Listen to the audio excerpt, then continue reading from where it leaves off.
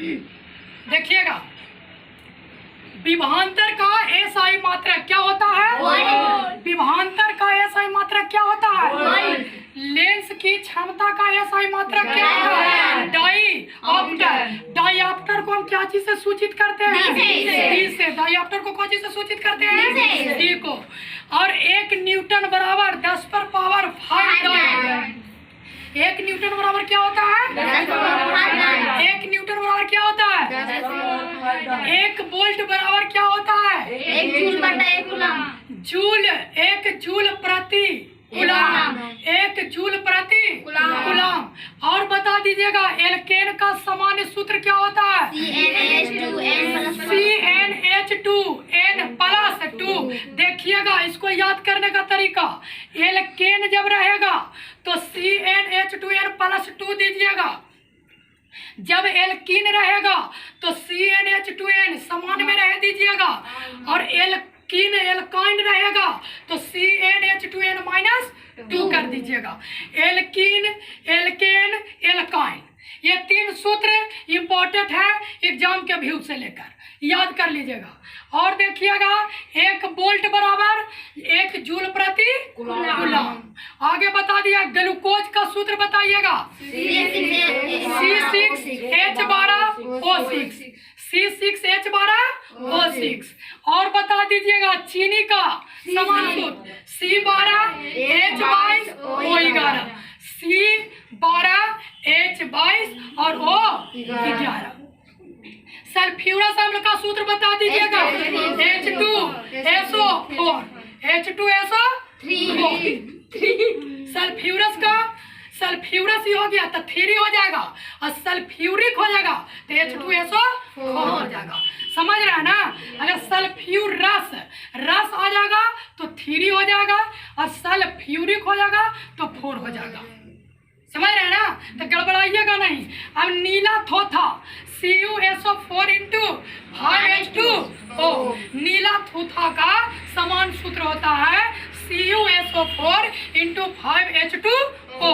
आगे आ जाइएगा धोने वाला सोडा। धोने वाला सोडा को कैसे याद रखिएगा? Na2CO3, इसी को कहते हैं सोडियम कार्बोनेट। Sodium carbonate. आगे बता दीजिएगा बेकिंग सोडा NaHCO3, इसी को कहते हैं बेकिंग सोडा NaHCO3। आगे बता दीजिए विरंजन चूर्ण का सूत्र। विरंजन चूर्ण किसे कहते हैं? जब शुष्क बुझे हुए चूने को 40 डिग्री सेल्सियस पर गर्म करके क्लोरीन गैस प्रवाहित करते हैं तो विरंजन चूर्ण का निर्माण होता है। विरंजन चूर्ण का निर्माण होता है। CaOCl × Cl भी कर सकते हैं, चाहे 2 भी उसे दे सकता है, CaOCl2। आगे बता दीजिएगा प्लास्टर ऑफ पेरिस का। देखिएगा प्लास्टर में आधा पा दिख रहा है, आधा पा, तो प्लास्टर ऑफ पेरिस का CaSO4 × 12H2O। CaSO4 × 12H2O। आगे बता दीजिएगा जिप्सम का सूत्र CaSO4 × 2H2O। आगे बता दीजिएगा मीथेन का CH4। मीथेन का CH4। इथेन का देखिएगा यहाँ से कार्बन की संख्या बढ़ते जाएगा, हाइड्रोजन की संख्या भी बढ़ते जाएगा। Methane, ethane, propane, butane, hexane, इस प्रकार से बढ़ते जाएगा। तो मीथेन के CH4, इथेन का C2H6, प्रोपेन का C3H8, ब्यूटेन का C4H10। C4H10। प्रतिरोध का एसआई मात्रक बता दीजिएगा ओम। प्रतिरोधकता का एसआई मात्रक मीटर। शक्ति का एसआई मात्रक वाट। शक्ति का एसआई मात्रक वाट। विद्युत धारा का एसआई मात्रक एम्पियर। विद्युत धारा का एसआई मात्रक क्या होगा? एम्पियर। आवृत्ति का एसआई मात्रक क्या हो जाएगा? हर्ट्ज। आवृत्ति के कारण आवाज मोटा और पतला होता है। आवाज मोटा और पतला होता है। आवेश का एसआई मात्रक कूलम। आवेश का एसआई मात्रक क्या होता है? गुलाम होता है।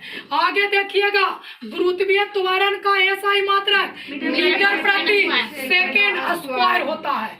मीटर प्रति सेकेंड स्क्वायर होता है। ध्वनि का तीव्रता को हम क्या चीज से मापते हैं? डेसिबल से। ध्वनि की तीव्रता को डेसिबल से मापते हैं। जो हम लोग बोल रहे हैं लाउड स्पीकर, इसमें से ध्वनि प्रदूषण होता है, तो उसमें उनको डेसिबल से ध्वनि नापते हैं, वो क्या चीज से नापते हैं? डेसिबल में मापते हैं। आगे बता दीजिएगा, एक एंगस्ट्रम बराबर 10 पर पावर माइनस 10 मीटर होता है। और तरंग दैर्घ्य का जो मात्रक होता है उसको क्या कहते हैं? एंगस्ट्रम। तरंग दैर्घ्य का मात्रक क्या होता है? एंगस्ट्रम। उसको से मापाता है। आगे बता दीजिएगा, क्षार स्वाद में कैसा होता है? कड़वा होता है। और क्षार का पीएच मान 7 से अधिक होता है। 7 से अधिक होता है। और अम्ल स्वाद में कैसा होता है? खट्टा होता है, खट्टा। और इसका पीएच मान 7 से क्या होगा? कम होगा। और उदासीन का पीएच मान क्या होगा? 7 होगा। उदासीन का पीएच मान क्या होगा? 7 होगा। इसी का एक ट्रिक है, देखिएगा, अम्ल को और क्षार को अनीला, अनीला यानी आ से अम्ल, नी से नीला, ला से लाल, यानी अम्ल नीले लिटमस पत्र को लाल कर देगा, नीले लिटमस पत्र को लाल कर देता है।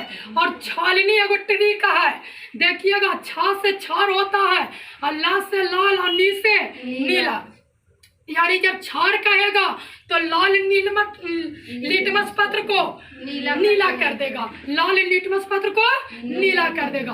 आंख में, मनुष्य के आंख में कौन सा लेंस लगा रहता है? उत्तल लेंस लगा रहता है। कौन सा लेंस लगा रहता है? उत्तल लेंस। आंख में क्या चीज को दान किया जाता है? कॉर्निया को दान किया जाता है। क्या चीज को दान किया जाता है? कॉर्निया को दान किया जाता है। लेकिन कौन व्यक्ति नहीं दान कर सकता है? जिसको मोतियाबिंद हो, कलर ब्लाइंडनेस की बीमारी हो, ये सब वाला व्यक्ति कॉर्निया दान नहीं कर सकता है। आगे बताइएगा, दूरदृष्टि यानी दृष्टि दोष कितने प्रकार के होते हैं? 3 प्रकार के होते हैं। निकट दृष्टि दोष, दूर दृष्टि दोष और जरा दृष्टि दोष। दूर दृष्टि दोष में हम किस चीज का प्रयोग करेंगे उपचार के लिए? अवतल लेंस। और दूर दृष्टि दोष में उत्तल लेंस। और जरा दृष्टि दोष में बाइफोकल लेंस, बाइफोकल लेंस। निकट दृष्टि दोष होने का कारण देखिएगा, नेत्र गोलक को लंबा हो जाना, नेत्र गोलक को लंबा हो जाना, या अर्थात नेत्र लेंस और रेटिना के बीच की दूरी को बढ़ जाना। नेत्र लेंस और रेटिना के बीच की दूरी बढ़ जाना। आंख का प्रतिबिंब रेटिना पर बनता है, रेटिना पर। आंख का कहने का मतलब दूरी क्या होता है? बढ़ जाता है। या नेत्र लेंस आवश्यकता से अधिक क्या हो जाता है? मोटा हो जाता है। अधिक से ज्यादा क्या हो जाता है? तो मोटा हो जाएगा। कोई भी वस्तु अगर मोटा हो जाएगा तो हमको कम दूरी लौकेगा ना। तो नेत्र लेंस को आवश्यकता से अधिक क्या हो जाना? मोटा हो जाना। अब बता दीजिएगा इसका दूरदृष्टि दोष को, कि दूरदृष्टि दोष का इसका विपरीत होता है नेत्र गोलक को छोटा हो जाना, नेत्र गोलक को छोटा हो जाना, अर्थात नेत्र लेंस और रेटिना के बीच की दूरी को घट जाना, यानी कम जाना। क्या? कम जाना। और नेत्र लेंस को आवश्यकता से ज्यादा क्या होना? पतला हो जाना। आवश्यकता से ज्यादा पतला हो जाएगा तो हमको दूर, तो यानी नॉर्मल रहा, नहीं हमको मोटा चाहिए और नहीं हमको पतला चाहिए। आगे देखिएगा, प्रकाश के परावर्तन। प्रकाश के परावर्तन से हम क्या समझते हैं? आप क्या समझते हैं? जब प्रकाश की किरण किसी अपारदर्शी पदार्थ से टकराने के बाद वो वापस लौट जाता है तो प्रकाश का परावर्तन कहलाता है। प्रकाश के परावर्तन के कितने नियम होते हैं? 2 नियम। आपतन कोण परावर्तन कोण के बराबर होता है, यानी साइन आई बराबर साइन आर। और आपतित किरण, परावर्तित किरण तथा आपतन बिंदु पर खींचा गया अभिलंब तीनों एक ही तल में होगा, तीनों एक ही तल में होगा। ये हो गया आपका प्रकाश के परावर्तन के दो नियम। अब प्रकाश के अपवर्तन के नियम को स्नेल का भी नियम हम लोग कहते हैं। प्रकाश के अपवर्तन के भी दो नियम होते हैं, आपतित किरण और अपवर्तित किरण तथा आपतन बिंदु पर खींचा गया अभिलंब तीनों एक ही तल में होगा। और दूसरा कोण आपतन कोण की जया परावर्तन कोण की जया का अनुपात एक नियतांक होगा, साइन आई बटा साइन आर, साइन आई बटा साइन आर होगा। इसका भी आपका प्रकाश के अपवर्तन से आप क्या समझते हैं, जब प्रकाश की किरण आने के बाद अपने पथ से विचलित हो जाता है अर्थात मुड़ जाता है, उस घटना को प्रकाश का हम क्या कहेंगे, अपवर्तन कहेंगे। अब आ जाइएगा, वर्ण विक्षेपण में कितने रंग होते हैं, 7 रंग होते हैं। विक्षेपण में कितने रंग होते हैं, 7 रंग होते हैं। कौन, बैजानी, हापी, नाला, लाल, नारंगी, पीला, हरा, नीला, आसमानी, जामुनी, बैंगनी, यानी 7 रंग होते हैं। जैसे प्राथमिक रंग इंद्रधनुष में प्रकाश, इंद्रधनुष कैसे बनता है, क्या चीज के मिलने से, प्रकाश के परावर्तन, प्रकाश के अपवर्तन और पूर्ण आंतरिक परावर्तन के कारण ये क्या होता है, इंद्रधनुष बनता है। इंद्रधनुष सूर्य के विपरीत दिशा में हमेशा बनता है। पानी पड़ते समय आप देखिएगा, जब सूर्य उगल रहेगा तो इंद्रधनुष, अगर सूर्य इधर उगल है तो इंद्रधनुष इधर बनेगा। चलिएगा बता दीजिएगा कि प्राथमिक रंग कौन सा होता है। प्राथमिक रंग, प्राथमिक रंग हम कहते हैं, इसका एक ट्रिक है बाबू, ट्रिक है, देखिएगा ट्रिक देखिएगा यहाँ, निहाल, निहाल, नी से नीला, हा से हरा, ला से लाल, नीला, हरा, लाल, यह आपका प्राथमिक रंग कहलाता है। कौन सा रंग कहलाता है, प्राथमिक रंग कहलाता है। द्वितीय रंग आपका पहला पीकॉक नीला, मजेंटा पीला, आप लोग पीला जान रहे होंगे, नीला जान रहे होंगे, लाल जान रहे होंगे, हरा, लेकिन मजेंटा आप लोग नहीं जान रहे होंगे। मजेंटा जो 2000 का नोट होता है ना, वो कैसा कलर है उसका, मजेंटा कलर है, मजेंटा कलर है। तो आपका द्वितीय रंग हो गया। और प्राथमिक और द्वितीय रंग के मिलने से कौन सा रंग बनता है, सफेद बनता है। तृतीय रंग सफेद बनता है। तारे क्यों टिमटिमाते हैं, वायु मंडलीय मंडलीय अपवर्तन के कारण, वायुमंडलीय अपवर्तन के कारण तारे क्यों टिमटिमाते हैं, वायुमंडलीय अपवर्तन के कारण तारा टिमटिमाते हैं। आकाश का रंग कैसा दिखाई पड़ता है, नीला, लेकिन अंतरिक्ष यात्री को आकाश कैसा दिखाई देता है, काला। कैसा दिखाई देता है, काला। और बता दीजिएगा कि प्रकाश वन विक्षेपण में सबसे ज्यादा तरंग दैर्घ्य किस रंग का होगा, लाल का। सबसे ज्यादा अगर तरंग दैर्घ्य पूछता है तो लाल हो जाएगा, और सबसे कम तरंग दैर्घ्य पूछता है तो बैंगनी हो जाएगा। और यही चीज अगर विचलन पूछ देता है तो उल्टा हो जाता है। बैंगनी का ज्यादा, विचलन पूछ देगा तो क्या हो जाएगा, उल्टा।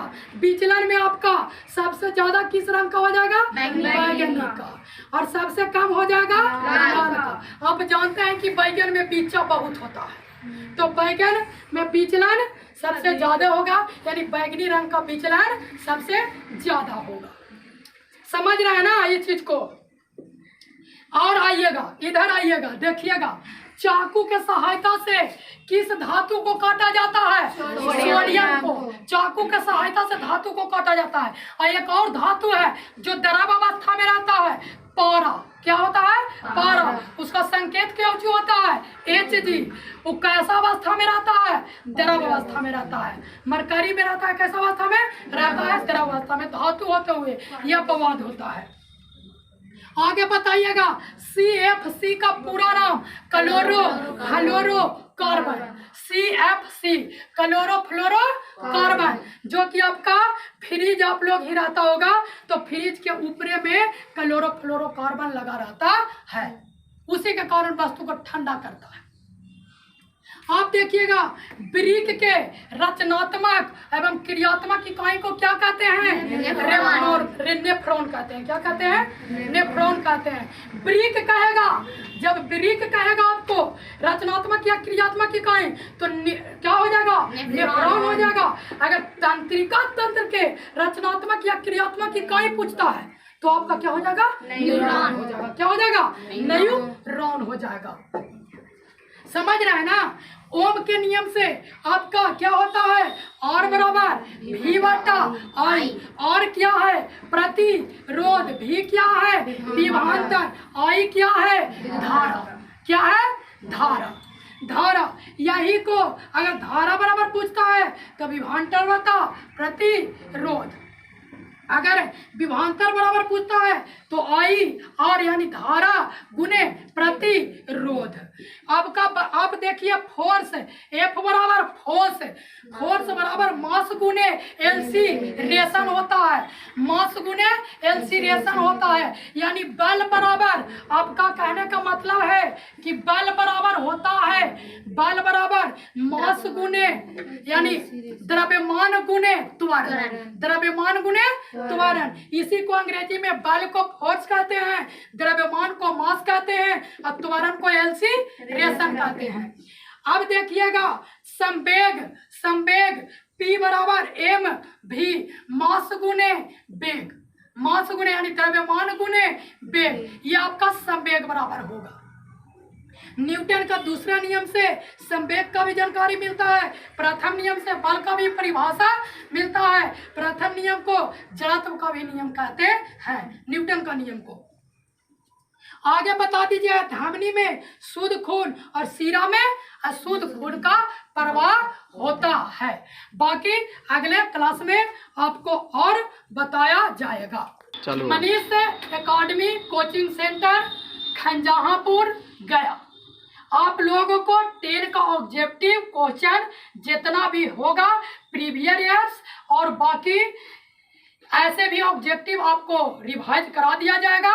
इसको आप रिवाइज कर लीजिएगा, पढ़ लीजिएगा तो आपका एग्जाम से लेकर VVI हो जाएगा, एग्जाम में प्लस पॉइंट हो जाएगा ऑब्जेक्टिव को लेकर।